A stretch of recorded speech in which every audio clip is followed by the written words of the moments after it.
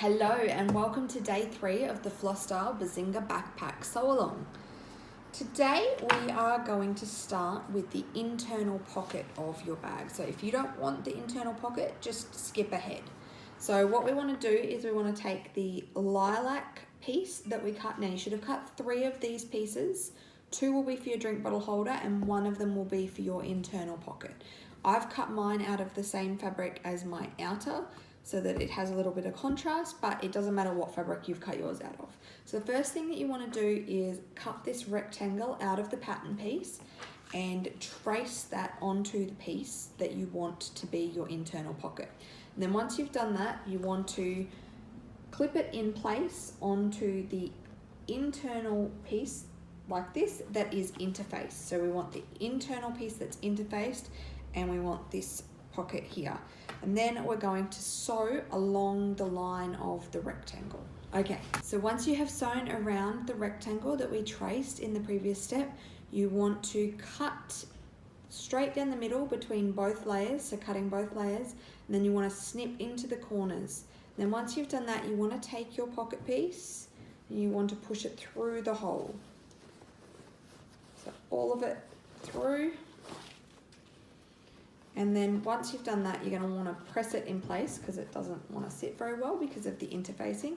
And once you've pressed it in place, I'll come back and we'll show you how to do the folded over top pocket there. So you can see that it's gone in, it just needs to be ironed in place so it'll be nice and neat, and then we'll fold over the top of the pocket to create the opening. Okay, so once you have ironed that opening, what you might need to do is if you're getting any puckering around the corners here, you might need to snip into the corners a little bit more. Once you've ironed that, the next thing that I want you to do is turn it around to the back, and I want you to iron this piece, fold it and iron it up this way. And then we're going to fold it down again so that the top fold lines up with the top of the pocket here. So like that. So from the front, it looks like this.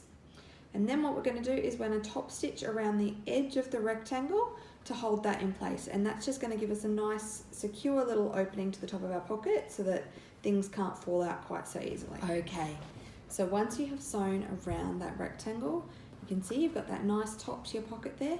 The next thing that we want to do is attach the other violet piece to the back of this one.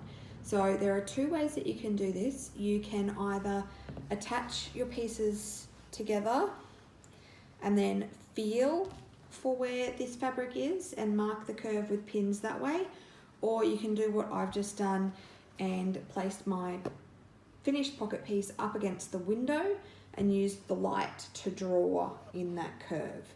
And so now that I've done that, I don't need to feel, I know exactly where it is.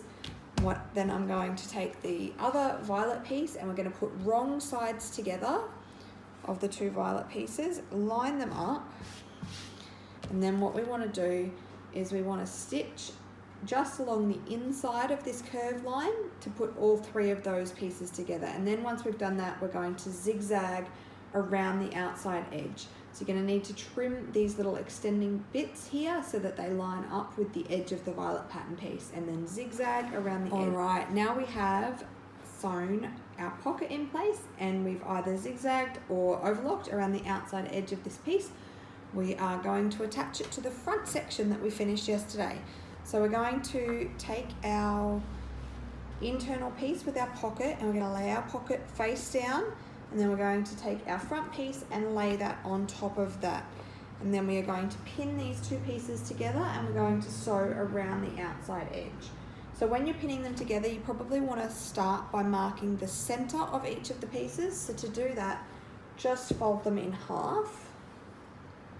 Make sure we're folding them exactly in half and marking the center, and then do the same on that one and line up those centers, and that's where you put your first pin and then pin out on each side from there. And we're just going to sew around the sides and the top. We're not going to sew across the bottom, and sew those pieces together. Okay, so now we have the front section of our bag complete. So we've got the front with our zipper, and then we've got the middle section with our phone pocket here. And you can see that that's starting to look nicely like a bag. So now we're going to move on to our big zipper. So you're going to take your big zipper that you've got for your bag and you're going to take 2 of these long pieces that we cut. So we're going to place our outer right side up. You're going to take your zip and you're going to place it right side down and centered on that piece. So it should have some overhang on both sides. And then you're going to take your lining and you're going to place that right side down. And then you're going to sew 5 mil from the edge the whole way along.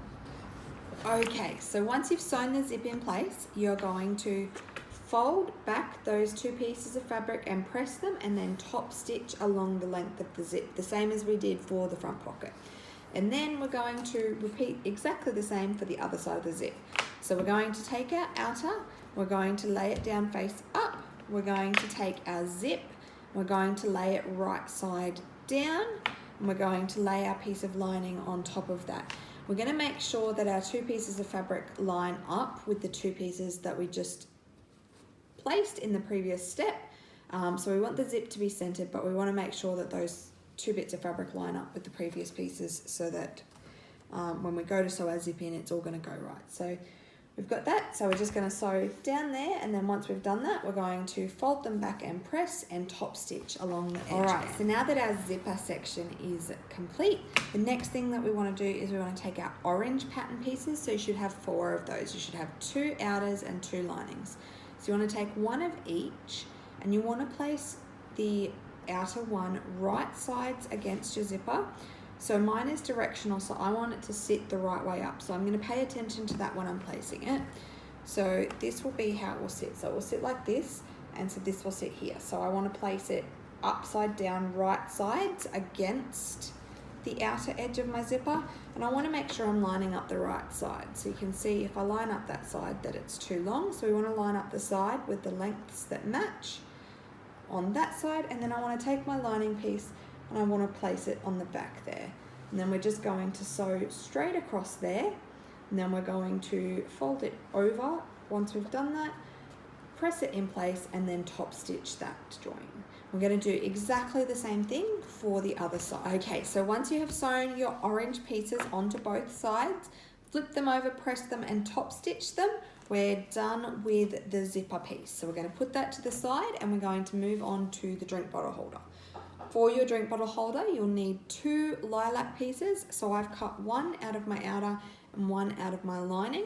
You're going to place those right sides together, and we're going to sew along the top straight edge to sew them together. Now once we've done that, we're going to fold them out. We're going to press the seam allowance towards the side that you've chosen as your lining, and then you're going to top stitch that in place. Alright, so once you have sewn your lilac pieces together and you've top stitched the seam allowance to your lining, what you then want to do is go 1.5 centimeters from the top and sew across there, and that is to create our elastic casing. And then once you've done that, we're going to sew a basting stitch from the curve, where the curve begins, all the way around to where the curve ends. So a basting stitch is just a stitch with a longer stitch length, and we don't stop and start at the beginning and end, so we're not locking the stitch into place. And that means that we can then use the threads to gather the bottom here. So we're going to sew our elastic casing, and we're going to baste along the bottom.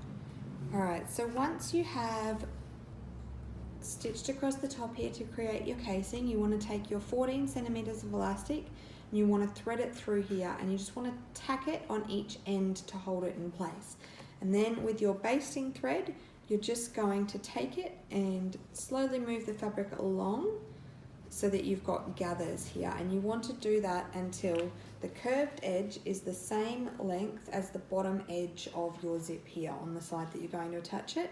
So you can see I've partially gathered mine, so you want to keep going until it's the same length as the bottom of this section of your zip here. Once your elastic is sewn in place, so just tacked on each end, and you've got your gathering to the right length, we're going to attach our drink bottle holder to our zip. Now we're going to attach it on the closed end of the zip, because if we attach it on the end where the zip opens, the drink bottle, if it's taller, will sit in the way. So we want it on the closed end. We're going to place it in place, and we're going to line up the bottom edge with the bottom corner where the curve starts. We're going to clip that in place. And then we're going to clip the top in place. And you can see it does cover that zip a little bit, and that's why I said we're going to attach it to the closed end so that it doesn't get in the way of opening and closing the bag. You're going to pin that in place on this side and this side, and you're going to make sure that your gathers have been pulled so that they're the right length across the bottom. And then we're going to put a couple of pins in, and we're just going to sew straight down across the bottom and straight back up as close to the edge as you can. Once you have sewn the drink bottle holder in place, you can see that by gathering that bottom edge, it's given us some extra space in here to hold the drink bottle. So the next thing that we're going to do is we're going to attach this zip section to the front section that we created earlier. So the first thing that we're going to need to do is we're going to need to snip into both of these long edges. So you're going to want to snip about 5 mil deep and about every 25 mil. And that's so when we're attaching it, we can ease it around the curve of the front section. So once you've put your snips in, you're going to find the center of your zip section by placing your two ends together and folding it in half. And then you want to do the same thing with your front section. You want to find the center again. So once you've found the center of both, we're going to align them. We're going to clip them together right sides facing. I'm going to start with the pin in the middle where we've just found our centers, and then we're going to pin both the bottom edges in place. Pin the bottom corner and the other bottom corner, and then you're going to pin in between, and we're going to ease that zip section as we go. So you can see it's quite tight, but mine doesn't have clips in it, so it will ease a little bit better.